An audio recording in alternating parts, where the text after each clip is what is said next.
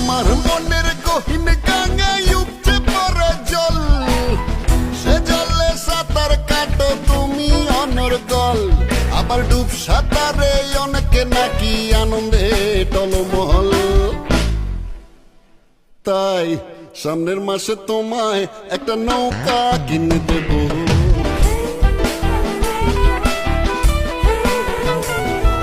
তোমার বাগান জুড়ে নাকি ফুটেছে এক ফুল, সে ফুলের গন্ধ নিতে অনেকে ব্যাকুল।